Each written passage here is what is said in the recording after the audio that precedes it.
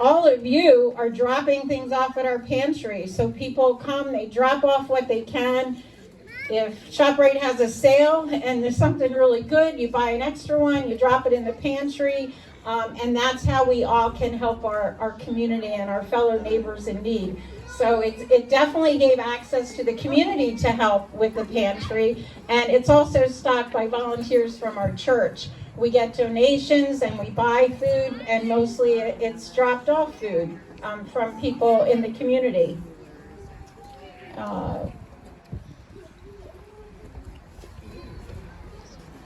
We stock the pantry daily, and it's empty just as fast. If you've ever driven by, you may see 1 minute it's fully stocked and the next minute it's empty. There is such a great need in our community for food, so we try to stock it as quickly as we can and as often as we can. But if you ever see it empty, we usually just have to put out like a Facebook post and say, hey, the pantry's empty, can you help? And then food just appears. So that's the community effort that's involved in this wonderful Little Free Pantry project.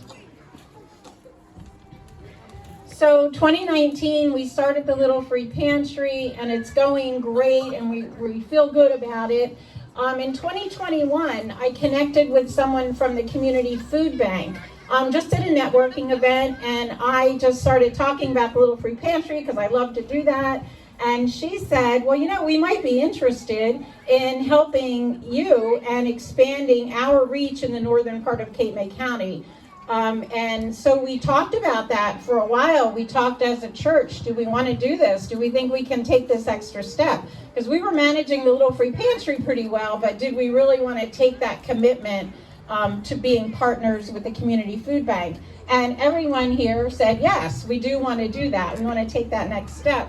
So we were in talks with the Community Food Bank of New Jersey for a while, and we finally launched our first partnership event with them in April of 2022. So we launched with the help of our church volunteers, community volunteers, and the Community Food Bank. We launched our first mobile food pantry. The mobile food pantry is a big truck that comes and drops food off. You know, we have tables out front. Luckily, our church has a huge parking lot, so the cars drive in and they load up food, and then they go on their way. So that's how it works. Cars are lined up down Route 49. Our first pantry in April of 2022, we had about 35 families, right? And last November 8th was the latest pantry. We had 80 families that we served, and we were thrilled with that.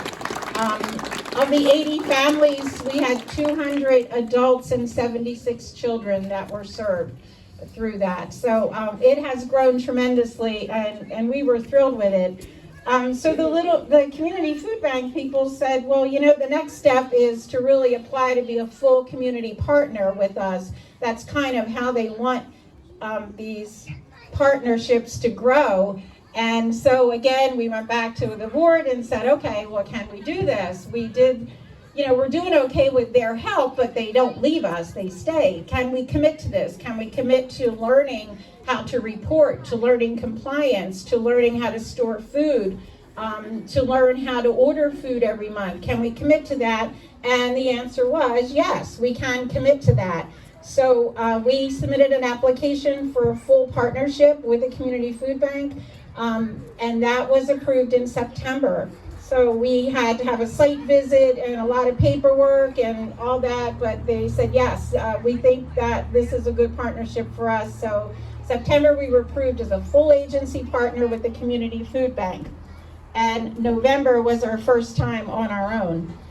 So what that meant was, again, our volunteers had to commit to training. We had to commit to learn computer systems on how to order, on how to report, on how to be compliant, on how to make sure that we are storing food correctly. The Community Food Bank gets food from the federal government, from the state government, from businesses that donate like Acme and ShopRite and BJ's, and from cash donations where they go out and buy food. Each one of those sources has requirements, and we had to learn them, and we had to commit to upholding them.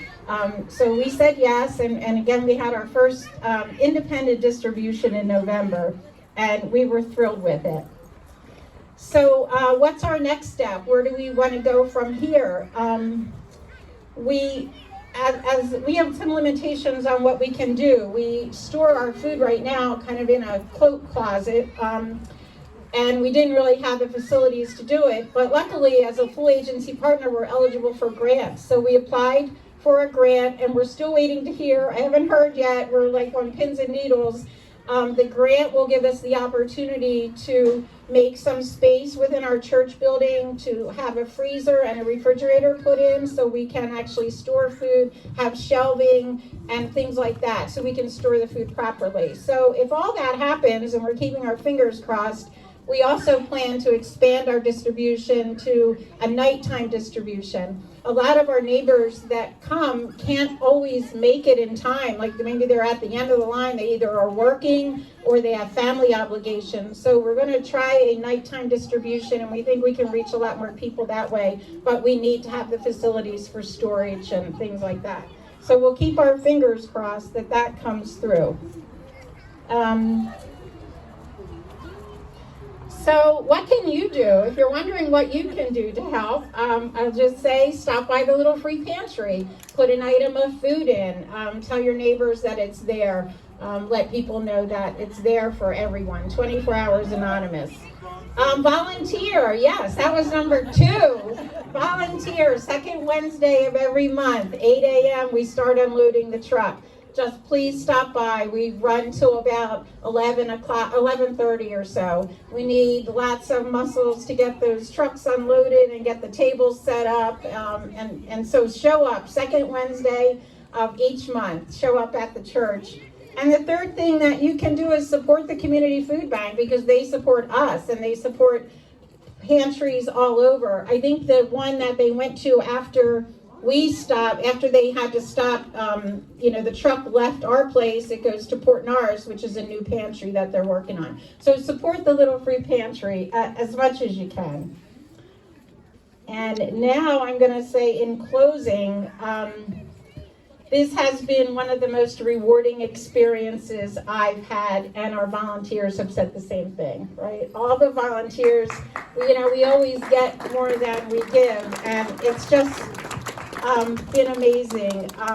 We challenged ourselves, like I said, the little free pantry was working and we were fine, but we challenged ourselves as a group to do more, because as we saw that line getting longer and longer each month, from 35 families to 80 families, and it's down 49 almost to the overpass, we knew we were onto something. We knew we had something that people needed.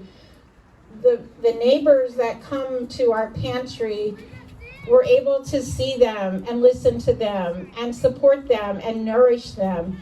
And that's very rewarding, and we know that we have to continue to do that, and we're committed to continue to do that. And with everybody's help, we will continue to do that. And I just appreciate you allowing me to tell our story. Anything else to add? Anybody?